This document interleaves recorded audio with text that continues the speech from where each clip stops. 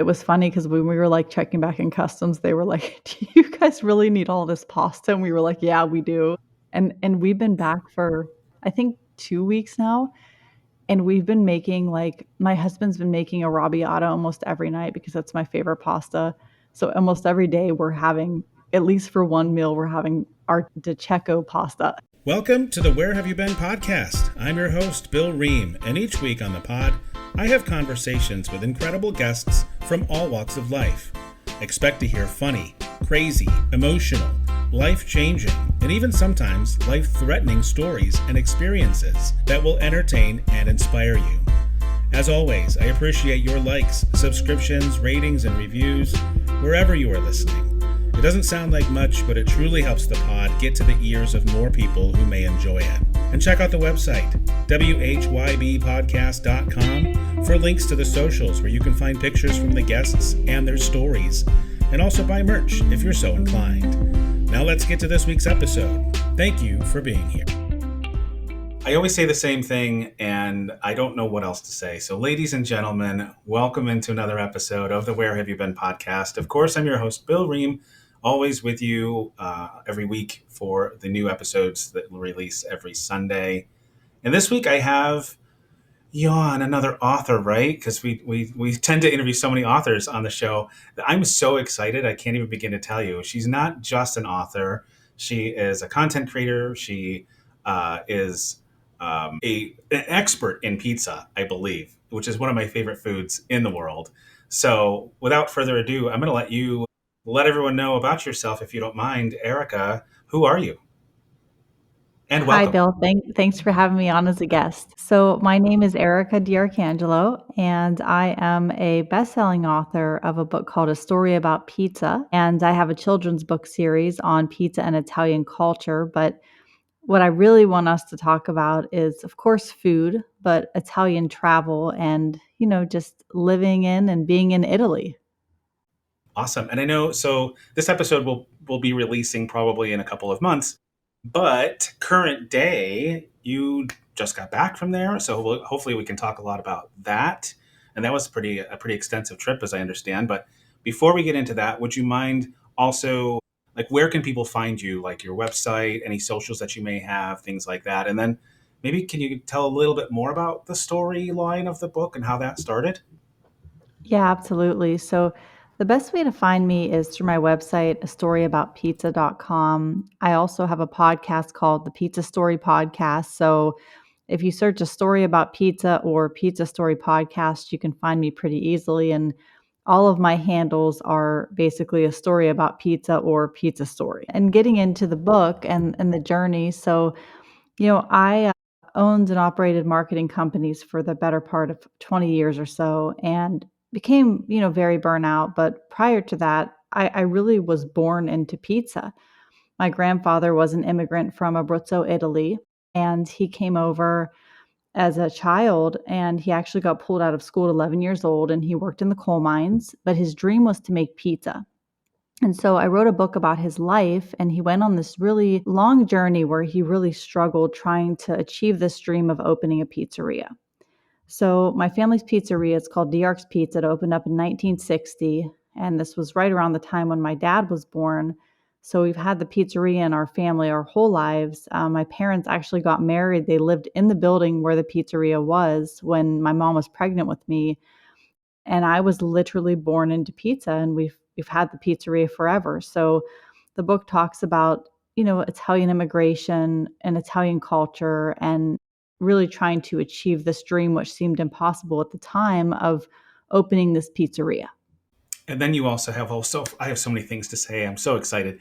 So first of all, I know I have to make a pilgrimage because the pizzeria which is still operating is not that far away from me, as I recall. Where is it located again? So it's in Wimber, Pennsylvania, and I know you're out near Pittsburgh, so Mm-hmm. it's quite close to you. And Yeah, the next time I'm home, we should all share a pizza together. absolutely. I'm down. Just let me know. So, but then you also have the children's book series too, right? So how did you decide on that? And how do you come up with creative ideas to keep that series going? Of course. So, the first book came out and, it did pretty well. I was thankfully I have the marketing background, so I was able to kind of figure out how to leverage everything online and sell the books. And I was actually having coffee with one of my friends, and she had mentioned that she liked the story so much that it would be a really cool children's book series. And I really felt like it would be. So I actually went home immediately and I wrote the first one. So that one is called Pietro's Pizza. And that's just, about the journey of coming to America from Italy and having this love of pizza, and it is a children's version. And then the next one is called Pietro's Pizza Toppings, and it's about pizza toppings for kids. And then the one that just came out is Pietro's Italian Christmas, which talks about the tradition of the seven fish feast on Christmas Eve, which is something that my family's done our whole lives. And I'm taking it back now because I remember I saved you a slot. So we are not waiting months; we are waiting days to air this episode. So I'm Wow. actually very excited. So we're recording on December 3rd, and you guys are all going to hear this on what, the 7th, whatever Sunday is. So I'm really excited about that because I want everyone to have a chance to get that book before Christmas. So Thank you. yeah, everybody run out and get the buy the series. That way you can start from the beginning. So that's awesome. Yes. Um, and then so then you traversed from, so you were living up here, this area, and then somewhere along the way you traveled, decided to head down to heat and humidity instead, but Yeah, no yeah. snow. No, I definitely did. I mean, I lived there for a really long time and I went to college there. And then, funny enough, I got my first marketing job out in Oklahoma and it was healthcare marketing. And then that took me from Oklahoma to Atlanta to Florida. And I landed in Florida, I think it was about 17 years ago or 18 years ago. And have lived in Florida on and off since then, but I will tell you that the year that I wrote the book, I actually went home for the better part of the year because my dad had heart surgery. And so he was recovering from surgery and really wasn't doing well physically. And I just thought he needed to get out of the house. So I said, "Hey, Dad, how about if we go to the pizza shop together and you can talk to people and do what you do there and I'll do the marketing." And at the time, I remember he was really grumpy and he was like, "I don't believe in marketing." And I was like, "Okay, well, just, get in the car, let's go." But what happened was he started telling me all these stories about my family. And he went into the shop and he really came alive. And he renovated or restored the building from 1905 and was adding things to the menu, and he started traveling to Italy a lot. And during this whole time, I was going through and doing all his marketing, and we ended up having a viral TikTok account and his business like next. And it was just a really cool period, and the shop's still doing really well. Wow, that's amazing. And I can definitely think of worse family, businesses to get to get into, or to have you grow up with. Can has this is just my own curiosity. Has like the base recipes and stuff, are they all, have they been the same forever, or has he always kind of tried to refine it and make it better, or like is it just the same old because it's perfect? I mean, the base recipes of the pizza are the Yeah. original, like, it's been done that way since they opened their doors. But over the years, with his travels to Italy and especially to Abruzzo, where my family's from, he really decided to add different things to the menu. Like he added a porchetta, a porchetta sandwich. He added a panini. He added or it's called Aunt Rose's homemade Italian meatball appetizer. So he sort of has done that. He's just added a charcuterie board, and we have our homemade wedding soup. And he just really decided, we have mostly pizza and sandwiches, which was what my grandparents started it with, but he sort of has added these different family staples of these recipes that have been in our family or recipes from our family in Abruzzo to really just make the place more authentic. I love it so much. My mom, very Italian. I always grew up with Italian wedding soup on Christmas. So I'm going to have to Mhm. maybe go more than once or get some stuff to take away when I do make it to the pizza shop because, yeah, I'm going to want to try a lot of. So a lot of the stuff that's on the menu as well is authentically Italian, even the pizzas. Oh, absolutely. It's Abruzzo style pizza, and we were just in Abruzzo, so it was so interesting. We went to a little side pizza place, and it was so similar to the pizza. And then they had the pizza fritas, the fried dough with the sugar, and they have the ones with raisins, and I had one of those, and it was exactly like the ones that my grandma made my whole life. That's so awesome. So before we shift gears to actually, the travel stories and things like that, is that really how travel started for you? Was because your dad was going back and forth to Italy and he took you? Or did you guys also travel like around the States or to other countries? How did that kind of start for you in your life? Well, the travel in our family started when we were pretty young because my parents, my family wasn't wealthy growing up. My dad was a school teacher and my mom worked at the pizza shop. My dad also worked at the pizza shop, but my mom decided to start working with a foreign exchange organization and she placed foreign exchange students for a really long time. And so through connections through that, my parents were able to start traveling abroad and they ended up bringing my grandfather back to Italy where he reunited with our family in Abruzzo, which was amazing. But when I was 16, I went to Italy for the first time for a summer and I stayed with a family whose daughter actually stayed at our with our family for a summer. So we did sort of an exchange program. So I lived in Bergamo and it was really it was my first experience in another country and I really just fell in love with the culture and the food and the people and there's still really a lot of cool things about it even though at that time I think I was, a little bit immature and my priorities were a little bit different, but it was just very eye-opening to be in another country. I think it's also hard not to fall in love with the culture anywhere in Italy. I mean, I've only been to a handful of cities, maybe five different places in Italy, but Mhm. every one of them has such unique charm and beauty and food and I can't wait to go back. It's one of the few countries that I have been to that just because it's so vast and there's so many different unique geographies and areas, I definitely am going back to Italy again and again, probably. Yeah, I'm right now. I just spent 35 days there, and on the way back, I was only thinking of how can I figure out how to be here for 30, 60, 90 days every single year because I just every day it was like being in a dream. It was so beautiful and I saw so much of the country this trip and it would just was an amazing experience. Well, let's get into it, shall we? So this is the part of the show where I always throw the title at you. And so if you'll let us know, Erica, where have you been? I have been so many places. So the most recent trip, we flew into Rome and the first place we went was Sardinia. And we traveled to several places in Sardinia. We were mostly in the north and northwest regions of Sardinia. We were in Castelsardo. We went to Alghero, and the really cool thing about Sardinia was, just the little bit of the island I felt like I saw is that every area, the terrain and the views and it was so beautiful. Like, the first area, it was almost like these like big rocks and these cliffs. And it almost reminded me a little bit of Los Angeles, but for sure it was very Italian and the beaches were amazing. They were like nothing I'd ever seen. And then we went to Alghero and, we saw a more mountainous region and that was also very interesting to see and just, going into the cities in Sardinia, hiking and seeing the different places with water and it was really a cool experience because I had, of course, had never been to Sardinia before. Yeah, so I've heard of these places. I'm trying to think geographically of where they are. I feel like I should pull up a map so that I can take a look. But so that's awesome. And you've also been so you've been around quite a bit of Italy, but you have been some other places as well, right? And besides traveling in the States also, I'm sure.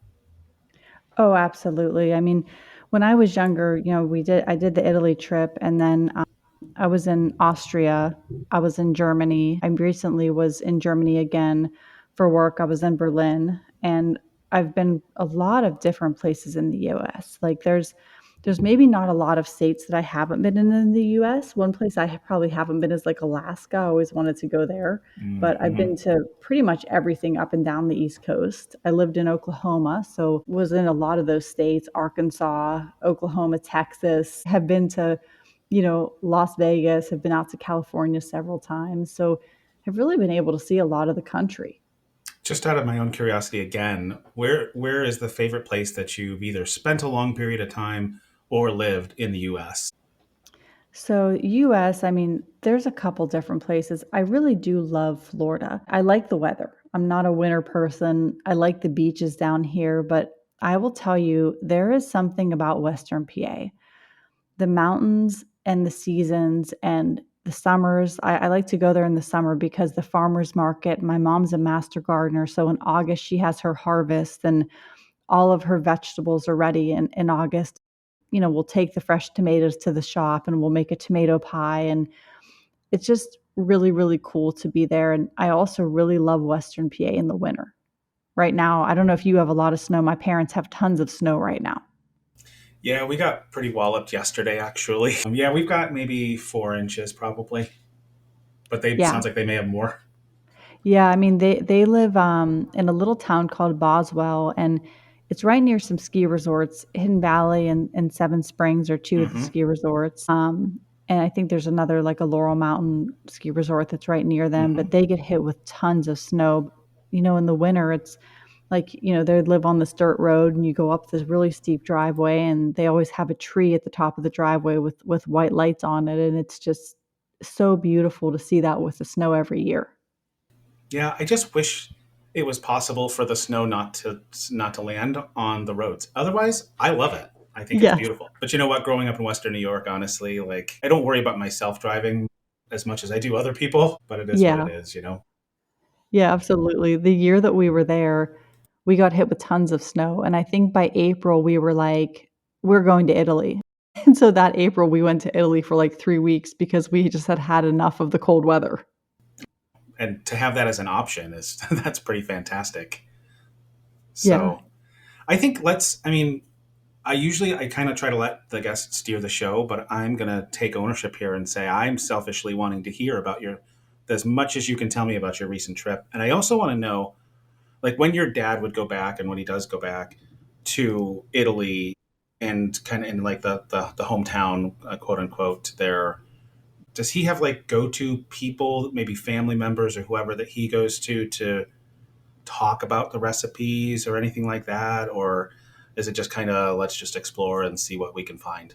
No, absolutely. I mean, the coolest part of Italy was that and my parents, they actually just launched, like, an Italian travel diary, and I was just talking to them today, but, when they brought my grandfather back, they no one was in contact with any family members in Italy. And so they were at a place eating, a trattoria, and somebody saw the last name, D'Arcangelo, and they said, "Oh, I think you have a cousin here." And they called the cousin, and he came to the trattoria and ended up being my grandfather's cousin. And they were reunited after pretty much my grandfather was like, 9 years old.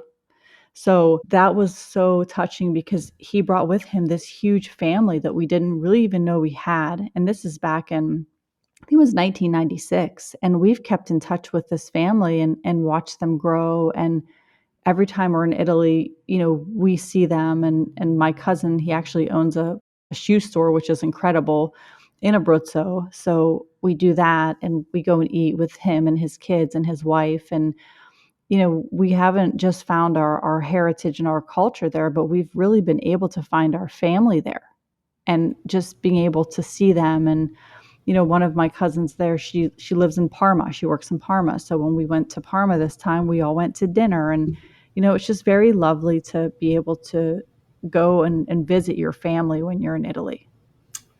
And had some, I'm sure, very incredible cheese in Parma. And when Yeah. you guys have like those get-togethers and those meals and those gatherings, do they get a little crazy? Because Oh, for sure. I'm picturing like a little loud, a little wine, a little, pasta. Oh, yeah. I mean, in Parma, we always go to one specific restaurant that's in the city, and they make homemade ravioli, and you get 4 different types of ravioli. So you get like a pumpkin ravioli and a cheese ravioli, and there's a bunch of different ones that you get. So we do that, and then we love this wine in Parma called Lambrusco Frizzante. So we have our dinner, we have wine, and then we go walk around Parma, and we have gelato after dinner. And then when we went over to Abruzzo, this same cousin, she came home for the weekend, and we went to eat with, like, her parents and her brother, and we went to a pizzeria, and it was I think a Saturday night, and it was packed. And I mean, we were we ran into a guy who sells this, Beltando, this Abruzzo, Montepulciano de Abruzzo wine, and he ended up buying us a pitcher of beer, and there were pizzas everywhere, and, people were talking and laughing, and I think dinner we started at 8 or 8:30, and we were there well, until 11 PM, and went and walked around Abruzzo after that and got gelato together, and, the dinner doesn't end. You're just it's many, many hours, and then I think the next day we went over to their house, and they made us this very traditional meat sauce that had almost like I think it was like a pork sauce, and it was so delicious, and it was like a five-course lunch, and Mm, we spent 3 hours or 4 hours there eating lunch the next day. gosh. And I assume that you speak Italian. So I speak enough Italian to get by, so that means I can order my croissant and my, espresso or my cappuccino in the morning, and I can ask where the bathroom is, and I can order my meals, but I do not fluently speak Italian, but my husband is from Venezuela, and he speaks Italian funny enough. Okay. And when you're there, is he translating a lot for you, or does the family, a lot of them, also know English? I'd say 75 to 80% speak English, and then Okay. for the ones that don't, then he will translate. Okay. So that, I mean, that's great, because that would really stink if it was the other way around, and you're like the odd person out and in all the conversations, and everyone's laughing and you got to catch up. Yeah, yeah, absolutely, and I mean, the good thing is after being there for so many times, I can kind of make out what's being said, which is nice, and for my podcast, I did 10 podcasts when I was there, so every single one of the podcasts, the person I interviewed did not speak English, so we did those in Italian. Oh wow. Well, that's great for you too then. Yeah. So that's right. That was part of the thing that you were doing there, was you were actually checking out different pizzerias. Am I right? Oh, yeah, we did 8 podcasts with pizzerias, and then we did one with a, panettone factory in Norcia, and then we did another one. There's a dessert it's called Buccanati, and it's this, like, almost like looks like a pie. It's mini, and it has the filling is chocolate and almond, and it's very delicious, and you can only get it in Abruzzo, Italy, and so we went to the Buccanati factory, and the woman's been making them, like, her mother taught her when she was 14. And so she actually had me make buccanati with her, and I learned how to make it when I was there, and we did a whole podcast with her. Is that a foreshadowing? Is it coming to the Pittsburgh area? So, I mean, not the buccanati, but the podcast is gonna be out. I mean, we had done so many right now, we're kind of in editing, so I'm hoping that we're gonna, maybe launch the first one before Christmas, but we'll see if we can get them edited, before the holidays. So I won't be able to go get some buccanati at the restaurant. She wrote the recipe down for me, and they are pretty complicated to make, Okay. but my dad and I even talked about, like, "I wonder if there's any way we could make these at the shop," but it's not an easy feat. I gotcha. Okay. Well, someday I'll have to go there then. That's Yes, all. Abruzzo. Yeah. Okay. So tell me stories. Tell me anything that you can tell me from memories that you created while you were in Italy for 35 days? Yeah, 35 days. Crazy. I'm so jealous. It was crazy, yeah, and I understand that. I mean, it was really a beautiful trip. We went my parents went with us because my mom's about to turn 70, and that's what she wanted to do for her 70th birthday. She wanted to actually go to Sardinia. So every day was almost like a new memory because watching my parents and seeing how happy they were there was really heartwarming. They had never been to Sardinia, and neither had we, so just exploring, and my dad is 72, and we went on some pretty aggressive hikes, and he was a really good sport. I mean, he hiked with us the whole time, which was amazing. So, we had a lot of memories there, and then we flew from Sardinia, which we spent a week there, to Milan, and we went from Milan to Parma, and Parma's a really cool city. We've been there many times, and we spend 1 to 2 days there. The town is beautiful, there's some really cool shopping. We go to an amazing restaurant, and, we drink our Lambrusco Frizzante, so we do that almost every time we go to Italy, and then there's a little place that we go to from there called, Levanto, and it's right in the Cinque Terre region of Italy, and my dad actually found this place. and it's so beautiful. It's a little beach town, and they have these, you can take a bike and you can go through these different tunnels to the different towns, and you go from the tunnel to this, like, beautiful blue water as you're riding through the tunnel. And we go to this little place right near it called Bonassola, and we hike to something called the Madonna Chapel, and then we always go and we eat. The food there is pesto, so we always do a trophy pesto or Mm, a gnocchi pesto. excellent. Love a good pesto, and I can't even imagine having fresh pesto in Italy. It's Gosh. So why so why good. why tunnels? Like why do they Well, the like why tunnel, many people walk and they bike through them, but it's a way that they connect the town. So you can take a boat or you can take a train or you can walk or bike through the tunnels, and the tunnels kind of connect the town. So you can go from Levanto to Bonassola, or you can even take the bike tunnels to go into the Cinque Terre towns. is that because it's mountainous? Is it like that what It the tunnels are going through? Yes, it's very, very mountainous. Okay, gotcha. Interesting. Okay. So again, yeah, tell me like anything that just jumps out at you as like this was one of the coolest moments that we had. What were you doing? Like when you came back, what are those stories that you have to tell everybody? Well, one really funny story, which we were kind of, almost laughing about the whole trip, is that we were in Castelsardo, which is one of the regions of Italy that I don't know if you've been there, you've heard of it, but it's in Sardinia, but it's a million steps, like the most steps that you'll ever experience in a place. And I think it's also the place where people live the longest, which probably because their hearts are so strong from walking up all these steps. And so, one story that we really talk about a lot is just us going up these steps and just being everyone being so out of breath and, like, just endless steps everywhere we went. The steps never ended there in Castelsardo. So literally, like to get anywhere, you this is what you have to do.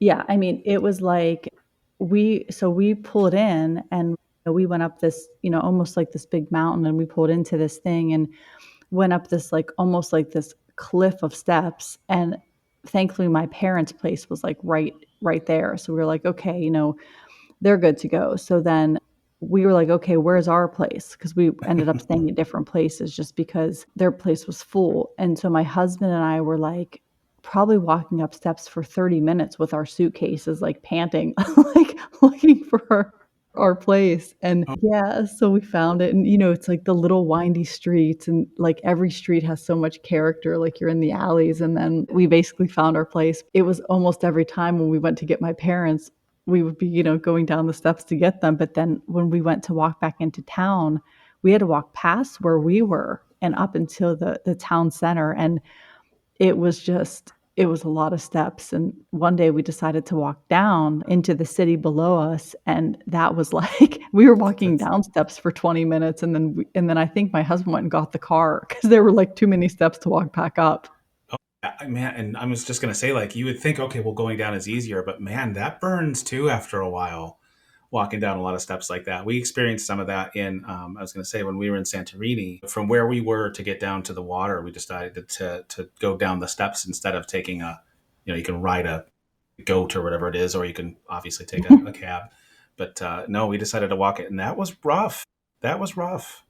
Yeah. Yeah, it's I mean, when you go to Italy, you have to be prepared to walk, and I think every single place that we went, we were doing at least 13,000 steps every single day, if not Hmm. more, you know, walking to get our coffee, walking to get food at night, walking after dinner. And that's one really nice thing about being there is that you do get to walk.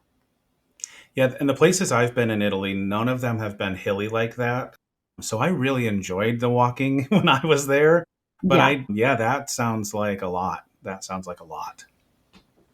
it really was a lot. But, we went to Parma, or we went to Milan and Parma after that, and Parma's flat. So we essentially just walked from, our hotel into town, and that was pretty easy. And then when we went to Levanto and Cinque Terre, we walked a lot in the town, but again, it was pretty flat, and we ended up taking the boat to Cinque Terre, and we saw all the different towns. And so it's really cool because you can get on the boat in Levanto, and then you go to Vernazza and Cornelia and Manarola and Rio Maggiore and all these different places, and you can actually get out and walk around. And then we ended up taking the train back. So that was another really nice memory, is doing that. And my parents always like to stop and get fried fish. So we stopped and we did that, because that's another thing that is very popular that, you eat in that region, is the fried fish.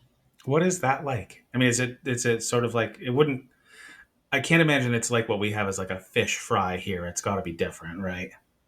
Well, they serve it in a cone, and you get like shrimp, and Oh, you get like calamari, and you can kind of pick, anchovies, and you get a whole cone, and it's delicious. And they just, they fry it, they put salt on it, and you sit outside of the place. And, we had our lemon sodas, and we just were sitting nicely, having our fried fish. And then, of course, we went and got gelato after that.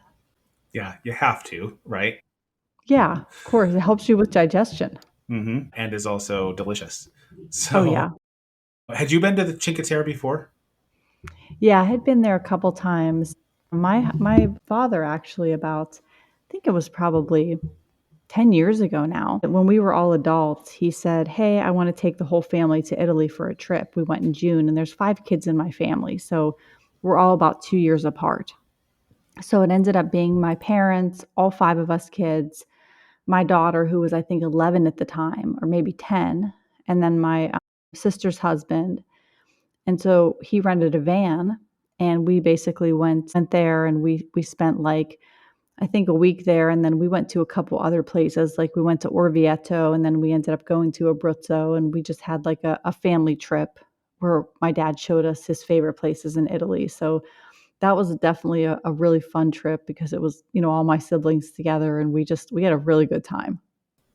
So, because I haven't been to that region, I haven't been to Cinque Terre before. Like the little towns that are there, are they? This is going to be. I feel like it's a stupid question. Are they very unique in of themselves, or are they also sort of similar?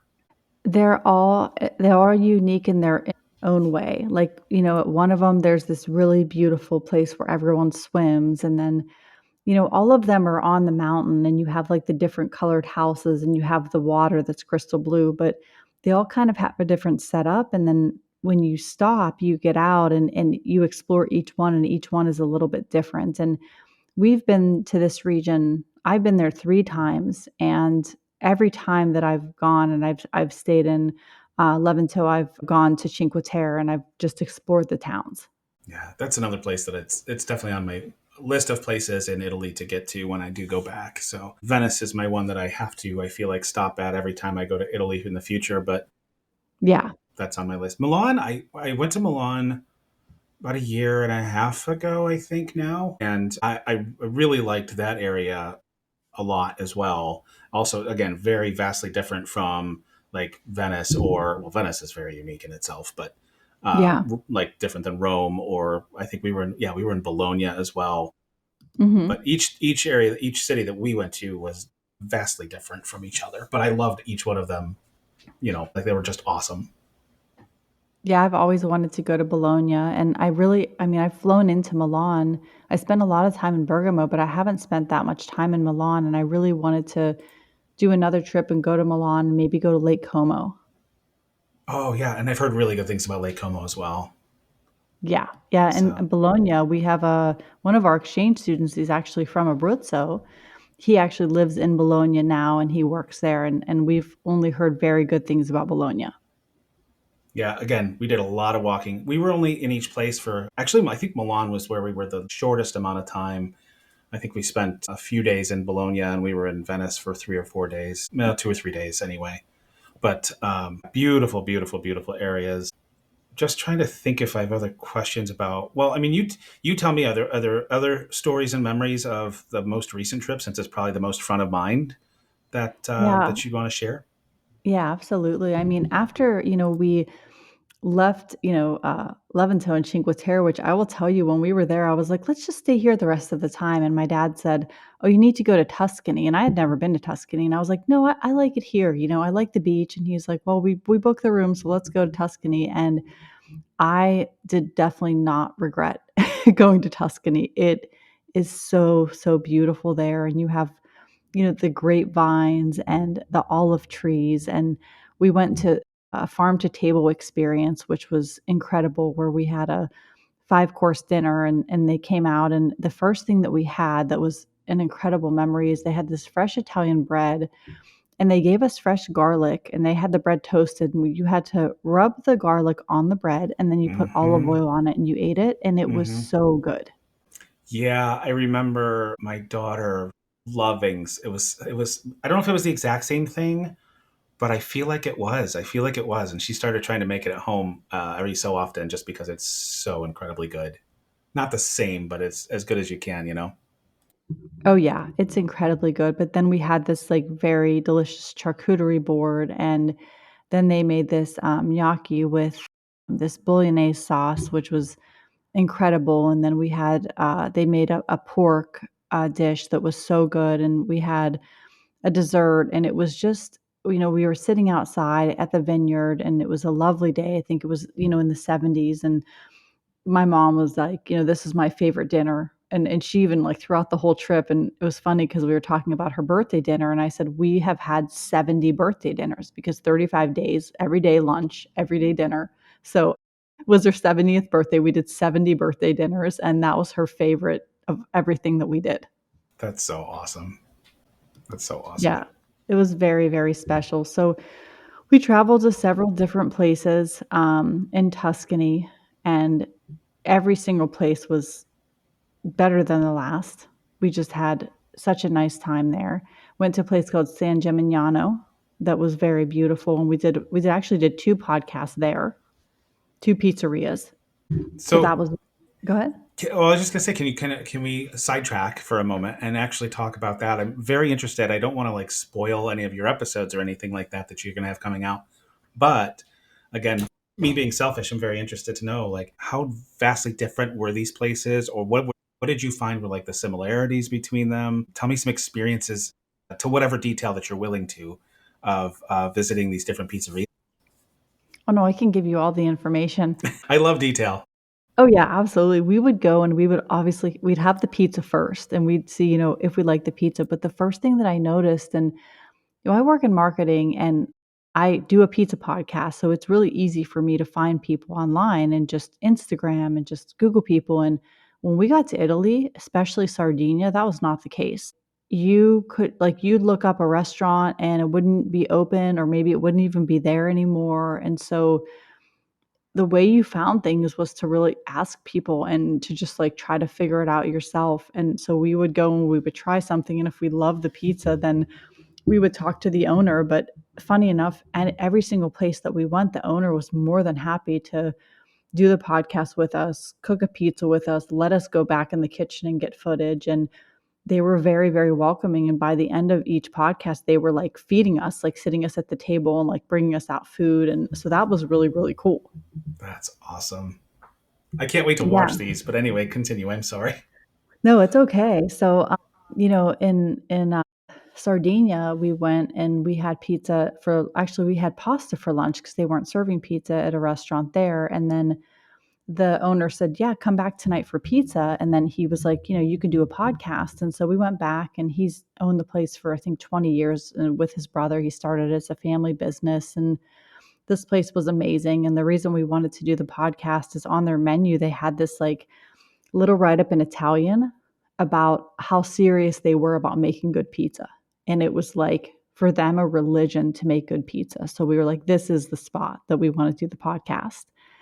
And then, when we landed in Levanto, there's a place called La Pacea, and there's a guy there who is I mean, he probably has 30 trophies. He's a champion pizza maker. He's traveled all over the world and made pizza. And he did a podcast with us and made us his favorite pizza, which was a pizza with pesto, which was incredible. And then, San Gemignano, both places we went, we were, fed there and did the podcast there. And then we hit Norcia, and that's where we did the podcast with the Panettone factory, the Panettone bakery. Could you possibly, well, I have two questions. Could you possibly pick of those places that you went to, like, this was my favorite? Probably the Levanto. I mean, we've been going to La Pachaia for so many years, and he is such a artisan, and he has really just created this, like, perfect way of making pizza that he has just perfected that craft, and you can just see it in everything he does, and he's back in the kitchen making the pizzas, and you can just see that he loves it, and he's just very serious about making the perfect pie. Yeah, I feel like I definitely can. I get that. Like having watched some documentaries and things like that with restaurateurs and restaurant owners, not even just pizza, but in Italy and places like that.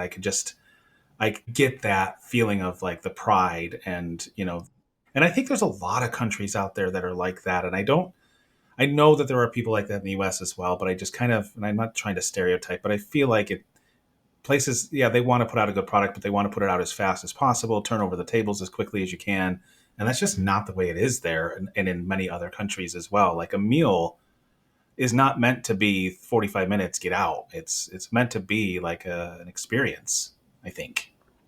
Absolutely, and really it was an experience. When we went to La Patria, he made us his favorite pizza, and he came out, like, after, we did the podcast, he came out and he was showing us all these different people, like, that we should have on the podcast, like, other people that he was suggesting, and then, he had us film back in the kitchen, and it was just quite an experience, and, I mean, we had that several different places where we really became friends with the people that we were filming, and Italians are so welcoming, and they take such good care of you, and I feel like once you make a friend with someone in Italy, like, they're your friend for life. I love it. I love it so much. Did any of the places that you went to, and I have a feeling I'm going to know the answer is probably no, but did any of the places that you went to serve fried pizza? No fried pizza, but, we had the pizza fritas, which were really amazing in Abruzzo, but funny enough, in Sardinia, we had this, like, it was like a pizzette, and it was like this thick pizza, that we were not expecting to have, and it was really the only place that we had a pizza like that, but usually the pizzas range between just like, something from a Naples style pizza, which is the wood-fired pizza, to, you have your almost like your focaccia, where you have your slices. And then we had in Abruzzo, it was very similar to my family's, which is a square pizza, but it's a thinner pizza. Hmm. Okay, that's interesting. Yeah. When you say square cut, I would have actually thought thicker, like a thicker dough. Yeah, it's almost an in between, and we make two different pies, and one is it's called a Mike's pie, which is a round thin pizza, which is a New York style. And I will tell you, I didn't get a ton of that style. I mean, a little bit in Italy, but I got more so the other styles that I was just talking about. So awesome. Were there any like just super special memories from any of those that I know you were talking about the one guy who was trying to give you all these other names. I don't know if you were able to connect with any of those people or you already had enough podcast episodes or plans in place or whatever, but just anyone that really touched you or anything like that. And it doesn't even have to be from the restaurants that you went to, Oh, but yeah, absolutely.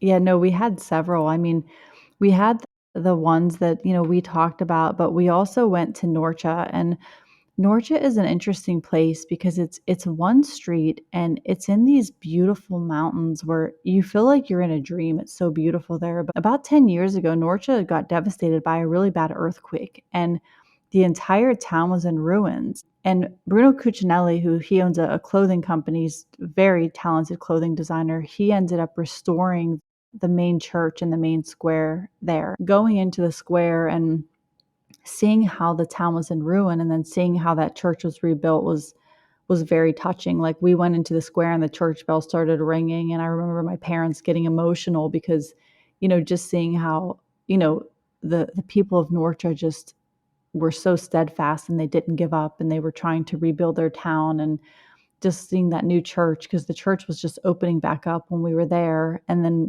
walking up and down. Norcia's known for all of the meat.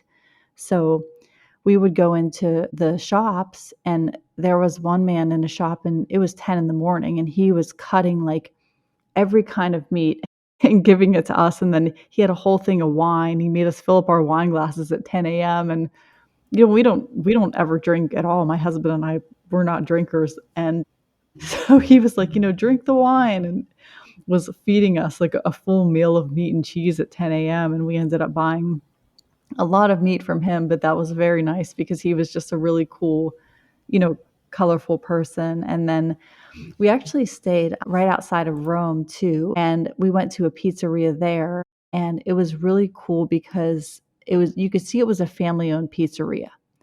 And basically when we went in there, it was really nice because you know how you go in there and you don't ask for things, but they give you extra things just because they want you to have an experience. Hmm.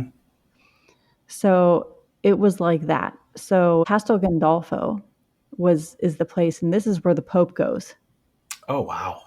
Yeah, when it's too hot in Rome, this is where the Pope vacations, and it's also one street. And so we went to the pizzeria there, and it was really cool because we walked in, we sat down. The first thing they did is they brought us warm homemade bread. Amazing. So we ordered a meat and cheese platter, and they brought us a focaccia with rosemary. We didn't order the focaccia; it was incredible. And then we had our meals, and then at the end we had digestives.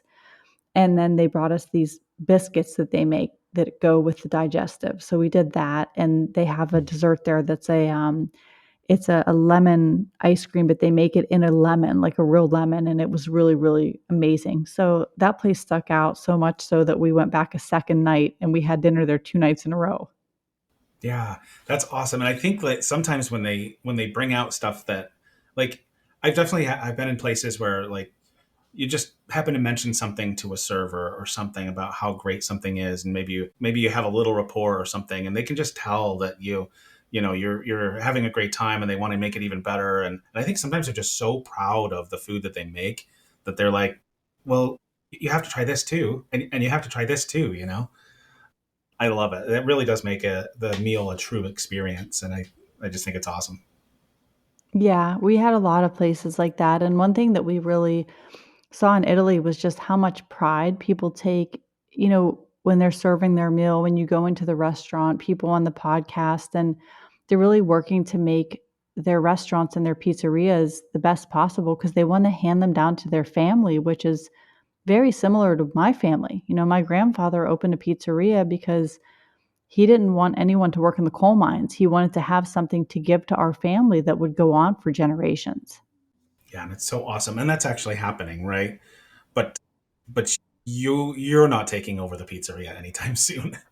I mean, no, it's tricky because, we still have our marketing businesses and we're pretty settled in Tampa, but we do have family in the area, and I'm really hoping that the pizzeria continues. Yeah, that's great. Anything else from I'm loving these stories from Italy. Anything else from your recent travels that you want to make sure that you touch on before we maybe move to a different place? Yeah, absolutely. So, we had spent some time in Rome, but not very much, just maybe like a day here and there. And so at the end of our trip, we were still staying in Castel Gandolfo, but we decided the last 2 days to go into Rome and really explore Rome and a place called Trastevere, which is right outside of Rome. And I mean, you can pretty much walk over the bridge and be right in the center of the city because we talked with my parents about maybe spending longer time in Italy, but staying in one place just because they're getting older and just for like another trip. And so that was also really cool, just driving into Rome. I mean, I don't know if you've ever driven in Rome, but it's pretty crazy. I haven't, but I remember enough of walking and seeing the traffic that seemed a little nuts to me. Yeah, and I mean, the cool thing is that, you can park and you can really get lost in the city. There's so many places to walk and so much to see. And my mom has a favorite restaurant it's right near the Trevi Fountain, and we all went there and had pasta, and she gets this puttanesca pasta, which she really loves. And Rome was decorated for Christmas, and it was the first time I had been in Italy, in November when they were decorating for Christmas, because I've always gone like April or June or October or something. So that was also really cool to see is just the city of Rome starting to decorate for Christmas, which I'm sure is beautiful, from the beginning of November till probably the end of December. Were you there too early to catch any Christmas markets, or did you see any? We didn't catch any Christmas markets, but we caught a lot of markets, and the markets are incredible. In Levanto, there's a market every single Wednesday, and when my mom told me there was a market, I imagined like, oh, it'll be like, fish, lunch meat, and fruit, and we got there, and it's cashmere and shoes and clothes. And so I was there for a very long time, picking things out and did not wanna leave. And so many of the places that we went, we ended up going to, the market or just figuring out, is there a market, and making sure we were there just to, for the shopping, if nothing else.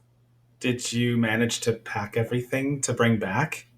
Well, you're gonna laugh, but so in Abruzzo, the pasta is di Cecco, and we went to the di Cecco factory, and we actually went and saw the water that they use to make the pasta. So I became like a very steadfast, like diehard di Cecco supporter. And my husband and I got a suitcase, and we bought 20 bags of di Cecco pasta and flour because I make sourdough here, and I wanted to make sourdough with my, Italian pizza flour, and we filled the bag up and we carried it back with us, and that's what we brought back.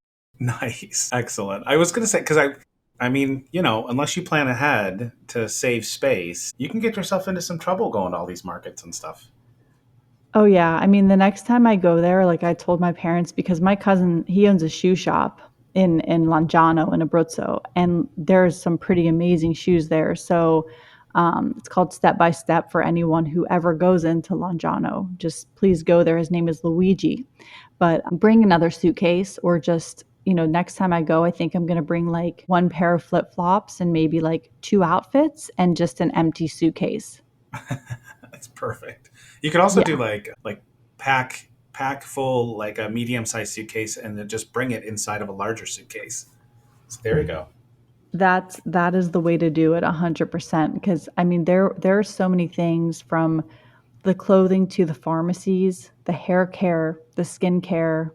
I mean, I went in Orvieto, I went to the salon to get my hair done. So I was really having an Italian experience this time.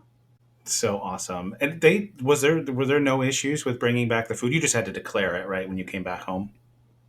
Oh yeah, we declared it, but it was funny because when we were like checking back in customs, they were like, "Do you guys really need all this pasta?" And we were like, "Yeah, we do." And Yeah. we've been back for, I think, 2 weeks now, and we've been making, like, my husband's been making arrabbiata almost every night because that's my favorite pasta. So almost every day we're having, at least for one meal, we're having our di Cecco pasta. You got to ration that stuff out, Erica. You're going to or use that as your excuse, I guess, to go back sooner, one way or the other. Yeah, I mean, I told my husband, I said, "We need to, like, reach out to our cousins, see if they'll, like, ship us a box of pasta because we're gonna be running out of pasta here soon." That's insane. You guys are insane. So, what else? Again, I'm not in any rush for any time or anything like that. I'm just so I'm not trying to push you away from Italy. I'm happy to keep hearing stories if you've got more. Oh, I have tons. I mean, I was there forever, and this was my, I think, my 4th or 5th trip there, so I have so much Italy information. Well, you go for it. I'm going to let you steer the ship. Amazing. Now, have you been to Orvieto? I've not, and actually, I don't even know if I'd heard of it until you mentioned it. I think you would probably love it. So it's essentially built on a cliff, on a giant mountain, and it's this beautiful town, and around it is all the stone, and you kind of wind up all these roads, and it's tricky to park, and you can also park at the bottom, and you can take this like incline up. Although the incline makes me a little bit nervous, but it's has, has been there forever. But Orvieto is beautiful because everywhere you go, you get like all the winding streets, and then they have tons of places to eat, tons of shopping, and it's just it really is, to me, what Italy is. Okay, I was just looking up on a map actually to see exactly where it is. So I see it's almost well, not quite halfway between Rome and Tuscany. Yeah, yeah, exactly. We went right after Tuscany. We went to Orvieto. I think we stayed there 3 or 4 days. Okay, that's awesome, man. I have to keep adding more places. I'm gonna have to Yes, spend like 6 months in Italy. you are going to need to spend 6 months there. And if you need like an itinerary, call my dad because he will tell you, he will show you the way of where to go. And the other place, I mean, Abruzzo is where my family is from. And, I'd been there a couple times, but to be honest with you, before this trip, I didn't spend a whole lot of time there. We spent, I think, 12 or 13 days in Abruzzo this time. That's And so, awesome. And like you were saying, like spending a longer period of time in like one place. And I mean, you obviously have family there that you're probably talking with a fair amount, but going to the coffee shop or going to the market or whatever, and when you're there for a week or two, like being able to kind of you run into the same people and smile at each other and say hi. And I just there's a great part of that which is really making the experience awesome.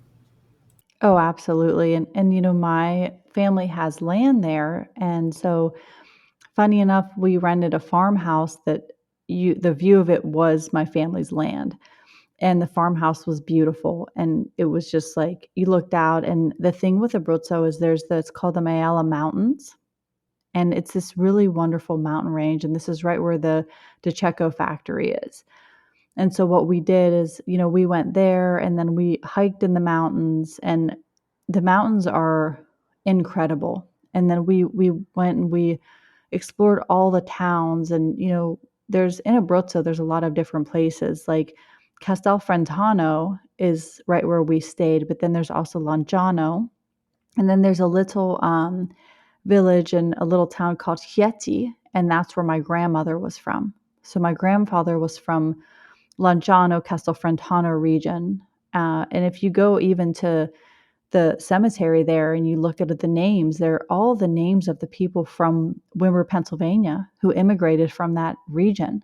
So you see D'Arcangelo and DiGiulio and all these different, very well known names of people in Wimber, Pennsylvania, which is where we all grew up. Oh, that's so funny that it's almost like a mini. What's the name of the place again? So Lanciano, and it's a Longiano. Castelfrantano. Okay, yeah. So it's almost like a little mini Longiano in Pennsylvania. That's cool. Yeah, it's very, very cool. And the east end of Pennsylvania is called Little Italy. So that's where you have all the Italian restaurants. So you have my family's place, Diarc's Pizza, and you have a place called Rizzo's. And then you have a place called Leone's Subs. And Leone's has been in business for over 100 years. And Rizzo's, I think, has been in business probably longer than us. And we've been in business 65 years. So these are all like the little Italian restaurants that have been, there forever. It's so amazing, and that if a place has been open for that long, there's a reason for it. I mean, restaurants don't survive Yeah. in this day and age. Yeah, absolutely. And it's nice to have like, family friends. Like Rhoda Leone, she owned Leone's for forever. Like I think she was, in her late 90s, if not 100, when she passed a few years ago. And now her granddaughter runs it. And then my grandfather owned the pizza shop, and now my dad runs it. And, Rizzo's restaurant, it was the parents, initially started it, and, almost all the kids are involved and work there. So it's just really nice to see the families, and these are family businesses that have been around for a really long time. And it's those cool things of like, you know, the family that owns the place gets to see people, see the regular customers coming in, and they see them grow up and become adults, and then see their kids and just watch these generations over and over. It's just really cool, and I could just sense that from the way that you're talking, that like your dad's place, your grandfather's place, it's the same kind of vibe. You see the same people probably all the time, and you almost feel like family even if you're not.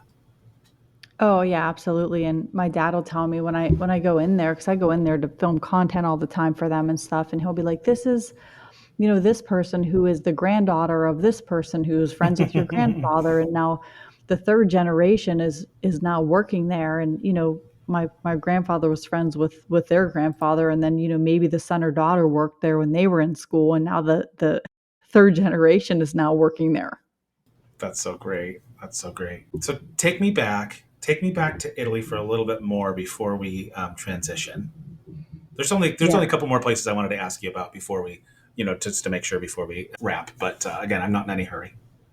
Yeah, absolutely. So, I mean, really one of the places that, I want to go back to a lot is Abruzzo, because like I said, I spent the most time there this trip than I've ever spent there. And, the thing that's cool about it is you have the mountains, and then you have the Adriatic Sea. So you have the beach, and it's absolutely beautiful. And you have all these little towns that are right on the coast that you can explore, and the food is really cool because it's a lot of the food that I grew up with, like pasta visual. And I don't know if pasta visual is popular and where you're at or with what you grew up with, but it's a kind of a soup that has a red tomato sauce and it has kidney beans and some people just make it with like the noodles and the beans, and then my father kind of makes one where he uses spicy Italian sausage, or he'll put vegetables in there from the garden and almost make it like a minestrone crossover. So Mm-hmm. Yeah, I've had it with that was sausage. It's good. it's good, right?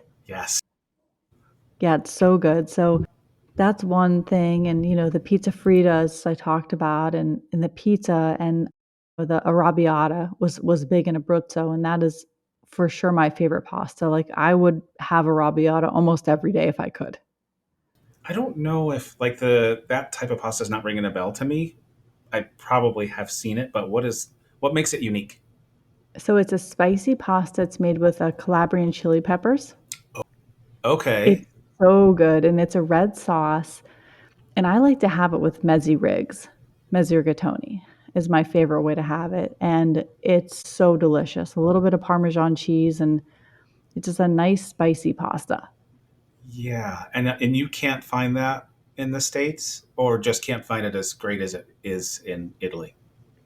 I mean, in Abruzzo and in that region, you could get it almost everywhere, and the same thing with pasta visual. But like in some of the other regions in Italy, you didn't get it as much, except for like Rome. It seems like Rome has everything.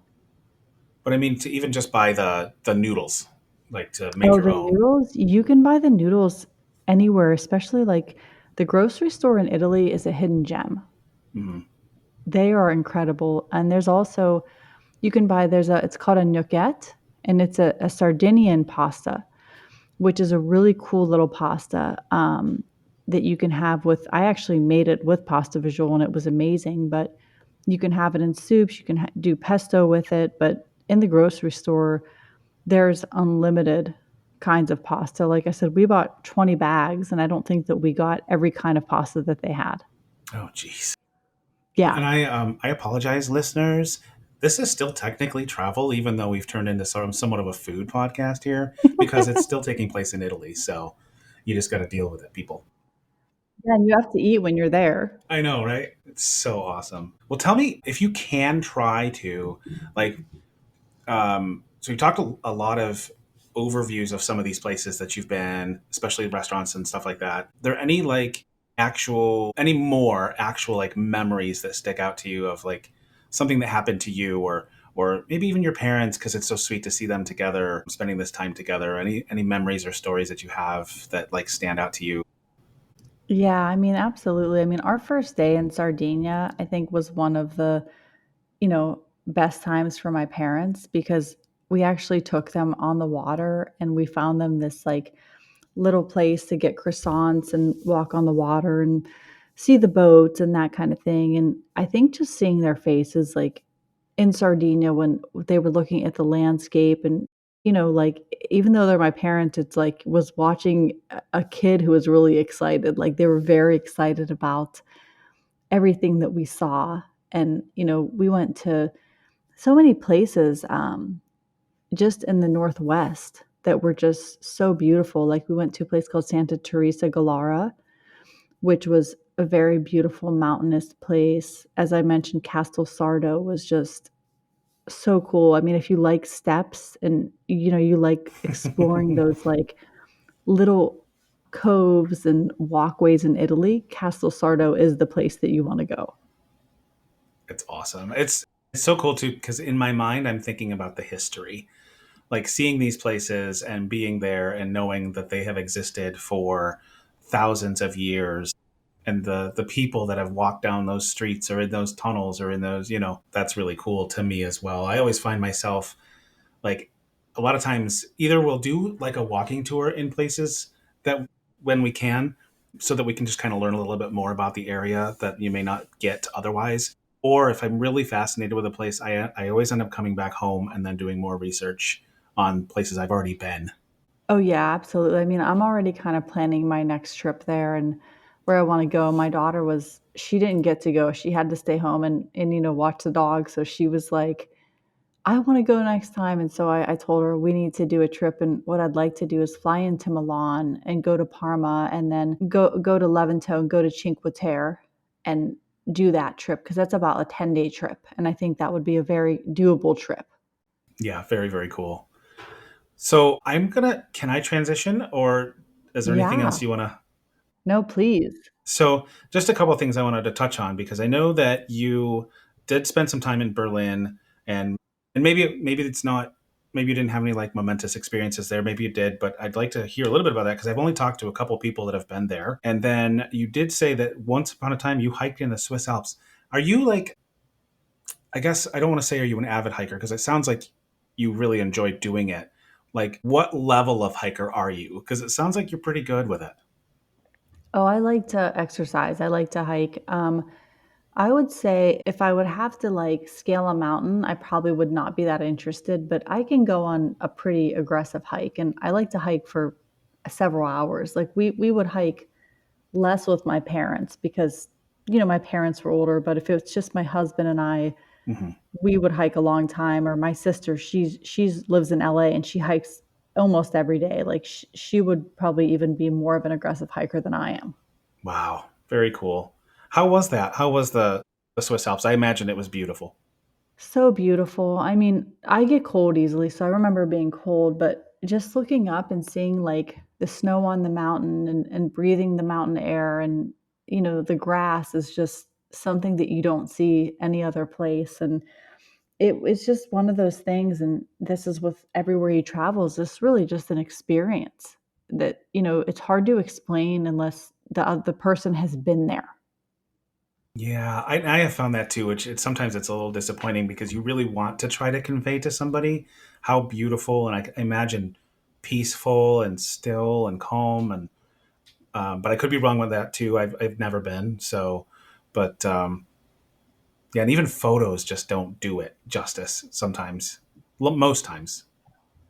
No, the photos don't do it justice and the video doesn't do it justice, but really, I mean, being there and seeing it sometimes doesn't even seem real. I will say, when we went to Germany, it was a pretty quick trip. I think we were in and out of there in just a few days because we essentially went there to meet a client. And Berlin is very clean, it's very organized. It's the streets were very beautiful. One place that we stayed at the Ritz-Carlton in Berlin, and it was probably one of the nicest hotels that we've ever stayed at, and the breakfast was next level there. And we went and we explored the city, and it's really cool. We actually saw like where the wall separated Berlin, which was something that I think is so historic and so important to see. Yeah, is there's still something there at least notating what checkpoint Charlie was, right? Or there's maybe even part of it's still there.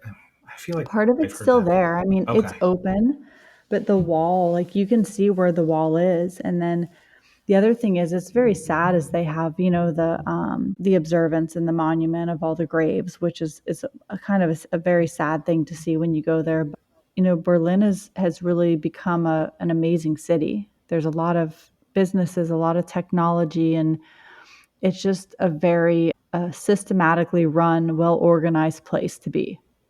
It's very modern, isn't it?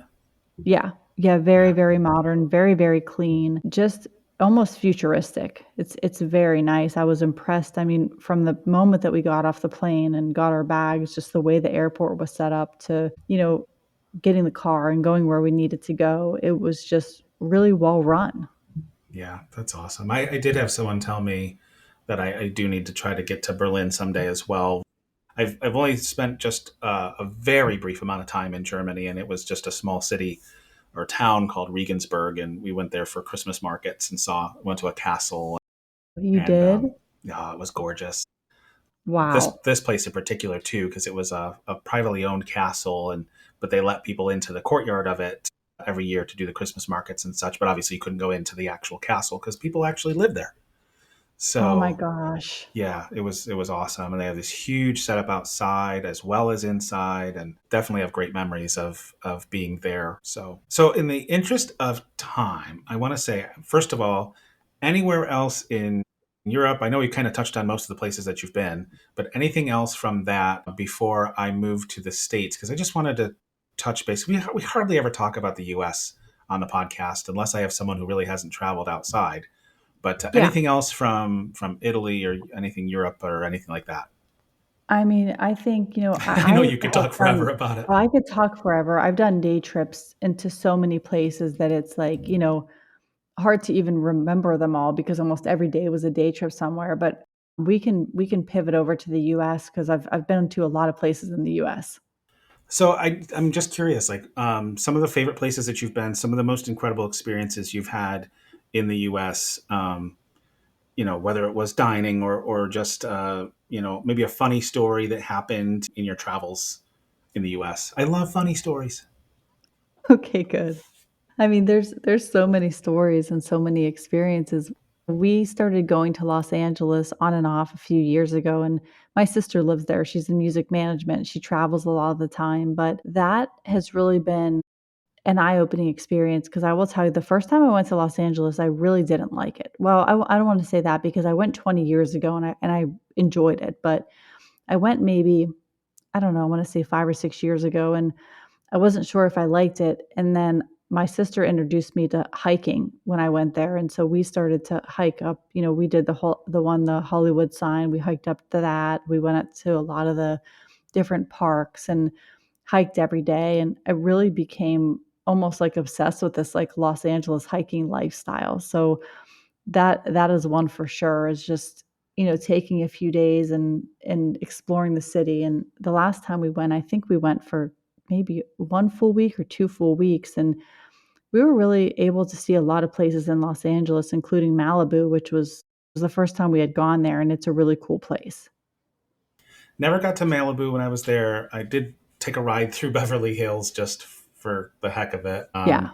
But yeah, I mean, I only spent a few days there myself, but I loved it. What I saw of it, I thought it was really great, except for being stuck in traffic. Oh, yeah, the traffic is pretty crazy. A place that my sister goes a lot is Joshua Tree National Park, and I've heard great things. oh, it's so good. Palm Springs, I mean, really one some of the most beautiful places in the world. Very cool. Yeah, very cool. I have a friend that lives out there and a family member that lives out there, so I have an excuse to go, but I've only been once. Yeah, yeah, absolutely, and I think I told you this, but my first job, my career started in Oklahoma, and that was a place I never thought that I would be, and I lived right outside of Tulsa, Oklahoma. Okay, So and I that was don't a know much Go ahead. about Oklahoma, to be honest, which is terrible. I should. No, it's okay. I didn't either, I mean, until I lived there, but, it's very beautiful. I mean, I lived at a place where there was a big lake and a park. There's a lot of space there, and, if you like, boating and walking and just a very serene, you want something there's not a lot going on and you can just relax, like, that would be the place to go, and, we went down to Dallas a lot, and Dallas is a really cool city. How far is that? How far are they from each other? So about 2.5 hours, and I will Oh, tell you a very funny story is that, the company Chipotle, so this must have been 20 years ago, and I was up in Kansas City, and this is when Chipotle just opened. It was before it became a chain, before it was everywhere, and it was like I think they had, like, 2 or 4 locations, and so I went to Chipotle for the first time, and I was like, "I love Chipotle, it's so good," and the Ch Kansas City, I think we were on, like, a vacation that weekend, and it was, like, 6 hours away, and the closest Chipotle was in Dallas, which was 2.5 hours from us, and so every weekend on our day off, we would drive 2.5 hours to Chipotle to have a burrito, and then we would get one to go, and then we would drive back, and that's what we would do every Saturday. oh my gosh! Did you? I mean, I feel like. I mean, did you stop? Did you make any other stops, or it was really just a Chipotle run?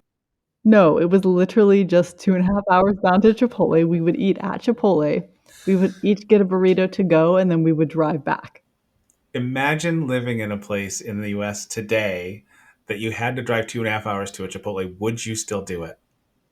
I mean, the Chipotle back then, I feel like was so much better than the Chipotle now. It was like it was so, so good. So, yeah, I would. I totally would. Excellent. That's really cool. Anywhere else in the U.S.? I know you said you have not been to Alaska. Have you been to Hawaii? I have not, and that's another place that's on my list that I really wanna go. I mean, I've been to Louisiana. I was there for Mardi Gras, and Uh, that was interesting. I went there once, and it was I we were actually there. It was technically during Mardi Gras, but it was like I can't remember if it was actually before or after like the main event with the major parades and all that stuff. So we kind of missed it, unfortunately. But maybe it's a good thing. Yeah, yeah, and I oh, another place, so many people don't know this place, but Bentonville, Arkansas, and this is where the people who opened Walmart, this is their town. I was just gonna say I know I've heard of it, and I'll bet you that's why.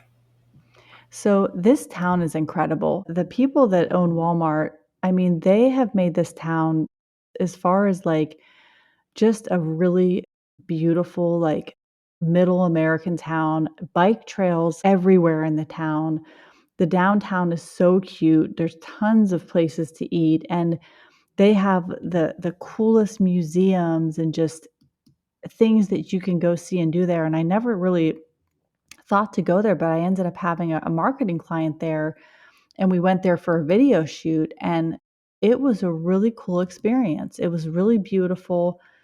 My husband and I went on the bike trail. We almost died because the bike trail was like no joke. Like if you're like a professional bike rider, like I think we got like an hour down a hill and we were like, "Oh god, we have to turn around and now ride back up this hill." And we had like we didn't have like the light bikes. We had like the bikes that you would take on like a dirt trail. So they were like the heavy bikes. And when you say almost like, do you mean literally? No, yeah, we were literally on these bicycles that weighed 1,000,000 pounds, and we had to, like when we were going downhill, it was amazing. We were like, "This is awesome," and then we got to the bottom, and we were like, "Oh, like, we have to r drive back up this hill now." Oh my gosh. Yeah, so that was our experience there, but we had a really nice time there, and that's one that most people don't know about that is a cool place and, been to Memphis, Tennessee, we've been to Nashville, spent a lot of time actually in Atlanta, in a little town called Sandy Springs, which is right outside the city, and Atlanta is actually a very cool city. There's a lot to do there, a lot of places to eat. Shopping is great, a lot of hiking actually. So that was also another cool place that we had clients there. We actually had a company there who it was an RV company, and we would go up there quite a bit and do work up there. Yeah, I've heard great things. We kind of stopped off in Atlanta one time and just kind of grabbed some lunch, but it was like on our way to Florida. And so it was Mhm. like, yeah, we're just going to stop in this town at this restaurant. And then we moved on. But what I saw of it, the little bit, we did walk around the area a little bit before we left. And it was beautiful. It was absolutely beautiful. There's so much, like, we say history in the US, it only goes back so far, but it really does feel historic as well, some of Yeah, these areas. yeah, it is really a historic city, and there's a lot of beauty, and, I mean, the city is nice, and outside the city, there are a million different suburbs, and it's just a really beautiful place, especially in the fall. It's really, really pretty there in the fall. Yeah, it's a place that I would actually like to visit again. Yeah, yeah. Any other favorite spots before we probably just move on to the final five questions that we One you would be? more. Yep, go for it. No So, hurry. of course, I love New York. It always is gonna have a place in my heart, but one place that I lived for several years is Ocean City, New Jersey. And this is a town that I've been going to since I was a small kid, and my 3 of my siblings actually live there now, and my husband and I lived there for a couple years, but it's a little town, it's on an island, it's a dry island, it's a biking community, and, there's a huge boardwalk. The school is actually right like, the boardwalk is right where the school is, so the people going to school, like, what you see when you look out the window is the boardwalk and the beach and the ocean. That's incredible. Yeah, it's an incredible place. My brother-in-law is actually the surf coach there. They're national champions in surfing, and my sister's the volleyball coach there. It's just a really cute, quaint little town. It's the perfect month to go there, I think, is September. It's the most crowded, probably June, July, August, because that's when the summer, it's a seasonal town where a lot of people from Philly and New York, they go there for vacation, but it's just a very cool place to go. Really fantastic. Again, I have to keep adding more and more places to my list of places that I have to visit in the world. But I'll take it because I want to see everything. So Yeah. All right, so I'm going to transition to our final five questions. It pains me to say so because this has been a lot of fun, and I'm actually shocked it's been over an hour and 20 minutes. Yeah. If you think of anything, like if the questions actually spur anything for you that you want to go into some detail on, you are more than welcome to, and sometimes that happens. So, are you ready, Erica? I'm ready. All right. Question number one is, and I phrase this very carefully, and I know you're going to have trouble with an answer probably, but of all the places in the world that you've been, where is the most memorable meal experience that you've ever had? And tell me any details you can of that. And you can pick one or two if Oh, that's that is difficult. such a tough one. I had a feeling. I just had 70 amazing meals. So, I mean, I'm just gonna say, you know, La Paella in Levanto, Italy was a very memorable meal of something that I will not forget because he made a pizza that, the type of pizza I've never had before, and it was his favorite, and it was just incredible. All right. Wonderful. Okay. Question number two is one of my favorite questions, and sometimes it's difficult, and sometimes there's no answer, and that's okay. Of all the places in the world that you have been, if I said to you, Erica, here's even a free trip, you go and enjoy yourself, you would say, no, thank you. I don't want to go back there. Oh boy. Let me see here. I would not go back to New Orleans, I think. It was a lot. It was crowded. I think, I don't drink, so it was definitely not maybe my vibe to go back. Okay. That's very fair. Yeah. Very fair. Although I will say, for what it's worth, there are some really cool areas of New Orleans that are not like that. I don't know if you had really kind of explored the region very much, but No, and I yeah, should have. yeah, we took was it the Garden District, I think it's called, which was just beautiful, like really cool above ground cemetery, some really Wow. gorgeous old homes. Some celebrities own some of the homes now, but really cool area. I mean, we didn't really explore a ton around, but that area itself was just really, really awesome. But anyway, I digress. Yeah. So flipping that around, and again, I know this is going to be difficult, but of all the places in the world that you have been, where is the one or two places if you can't go everywhere again? And I know that you're the place that your family is from, and I'm sorry, I'm like knocking things around now, but Abruzzo, right? Abruzzo. Yeah, Abruzzo, yeah. So I know that's going to be on your list, but maybe besides that, where are the one or two places in the world that you've been that you absolutely have to go back to before you die? I mean, I love Rome because I feel like I can get to anywhere in Italy from Rome. So if there's one place, I'd be like, just drop me off in Rome. All right, excellent, excellent. And question four: of all the places in the world that you have never been, where are the one or two places? So not bucket list because like mine is massive, but the one or two places, if you could only go one or two more places in the world before you die, where would those be that you've never been? For sure, Dubai. And Mm, why? well, Iceland, I want to go into that, like they have like that water, the Blue Lagoon Oh yeah. that I've been kind of obsessed with. And I've just always wanted to go to Dubai because I think it's like an incredible city and just what they've built there. And I have always been really interested in Dubai. And really, if I could add a third one, it'd probably be the Maldives. My husband and I have talked about going to the Maldives for Mm, many years. excellent. Yeah, I think boy, I feel like one other person maybe has mentioned the Maldives as well, but no, great answers. I love it. And the final question is super easy. Is of all the I'm sorry, not of all. I'm so used to saying of all because that's what the first four questions have. But the final question Yeah. is very simply, where are you going? Do you have anything else? I know you just got back. Do you have anything else planned in the near future for travel? I mean, yeah. I mean, for sure, Western PA for Christmas. That's every year. I go there for Christmas. I'm planning to go to back to Milan as soon as possible. I would like to go there like either January, February, March and do a trip. And then for sure, I told my daughter in May when her college semester ends, I want to take her Milan, Parma, Levanto, and just and do a week in Italy. And my goal in my life, hopefully, is that I get to spend 30 to 90 days in Italy every year, and I'm now trying to figure out how I can do that. Well, I'm sure that you will, and I wish you the best of luck with that. And I will be jealous of you year after year after year when you make a plan. share it with me, and I'll try to do the same thing in my life. Yes, I So, love it. is there anything else you want to add? Anything else you thought of? Anything before we wrap? Just one thing, and it's very quick. Hmm. My husband was booking this trip to Italy, and I was like 4 or 5 times, I was like, "Cancel it, we can't go, we have work, we have this, we have that, there's no way, we can't be gone that long." But I think if you have a chance and an opportunity to travel, to take it, because, you don't know when you're not gonna be able to travel again, and doing that really opens up a whole new world. Yeah, I agree 1,000%. And so, yeah, like you said, like sometimes it comes down to the money. Like, okay, well, I got to do this, whatever.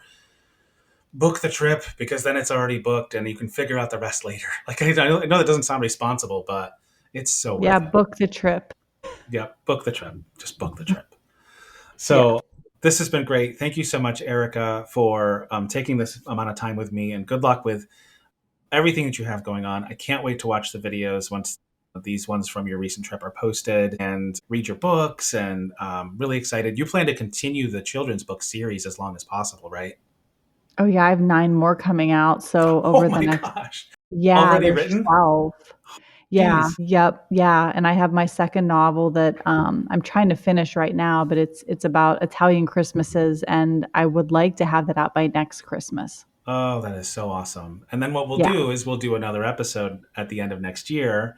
We'll promote Yes. your next new book, and we'll talk about everywhere that you've been in 2026. Yeah, I love it. I would love to come back on and talk to you. Yeah, that would be great. Awesome, Erica. Well, thank you so much, and we'll talk soon. Alright, thanks, Phil. And there's another episode of the Where Have You Been podcast in the books. Thank you so much for listening today. It was another great guest with some great stories, as always, and I hope that you will support all of the guests by checking out the show notes and going to their web pages, seeing any socials and projects that they may have going on. And please, again, I'll ask as always to like, subscribe, rate, and review the podcast. It really does help to allow the podcast to grow and reach more people, and I appreciate you for doing that. Also, if you haven't done so, check out the website, whybpodcast.com, where you can find blog posts. If you'd like to be a guest, please register to be a guest on the site, and check out the merch page. There's some really cool stuff if you're interested in representing the pod, along with some other cool travel items and apparel that I'm working on every day as well. Join me again next week for another great guest with more incredible stories. New episodes drop every Sunday just after midnight Eastern Time. Until then, thank you for being here, and have a great day.